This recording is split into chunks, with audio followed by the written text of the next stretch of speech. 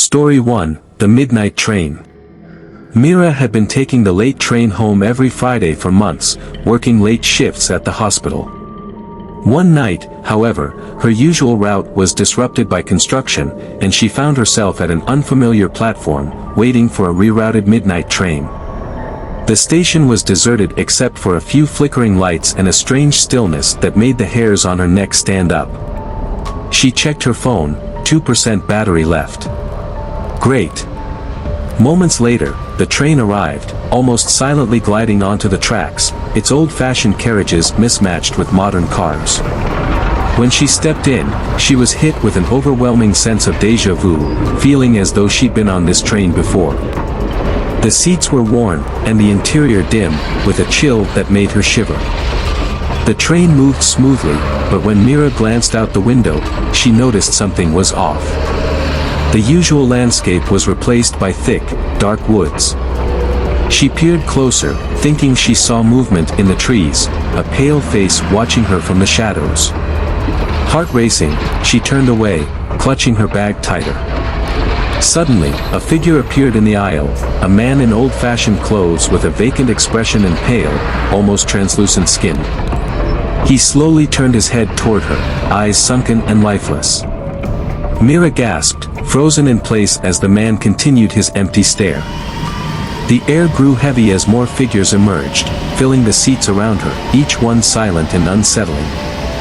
Frantic, she pressed the emergency button, but it didn't respond. The lights began flickering.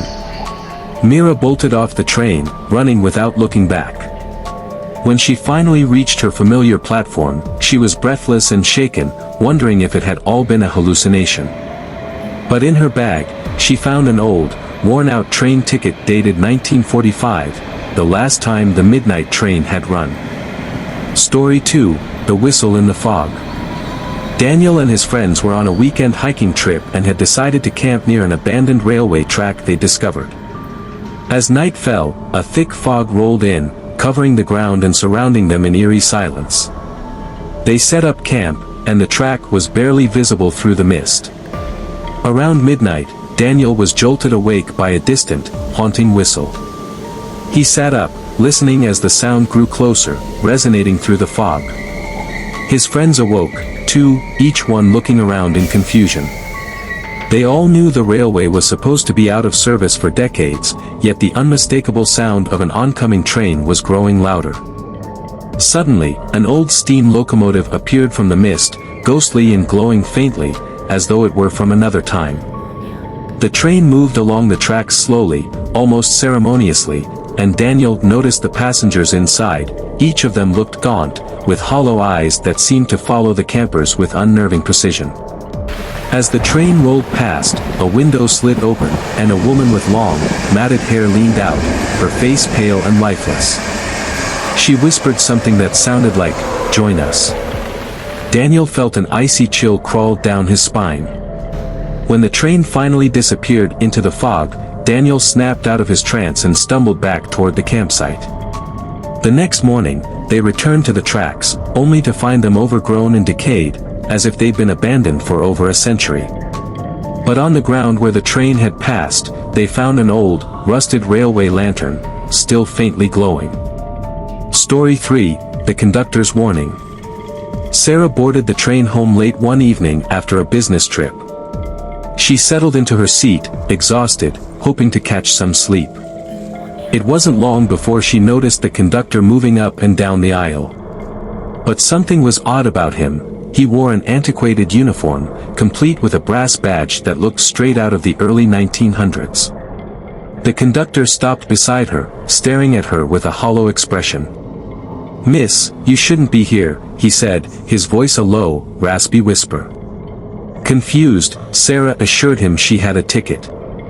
He shook his head. "This train's last stop isn't one you'll want to see." Sarah felt a creeping dread. I don't understand," she stammered. The conductor leaned in closer, his eyes shadowed beneath his hat. "This is the train for lost souls," he whispered. She looked around. Suddenly, the other passengers looked wrong, pale, lifeless, each staring blankly ahead. As she watched in horror, the landscape outside the window turned dark and desolate.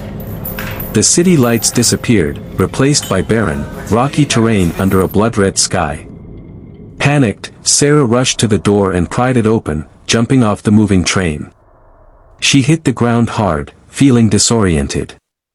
When she stood, the train was gone, leaving her alone in a field by the tracks. She staggered back to the station and learned the next day that the old train route had been decommissioned decades ago, after the conductor and his passengers were killed in a tragic accident.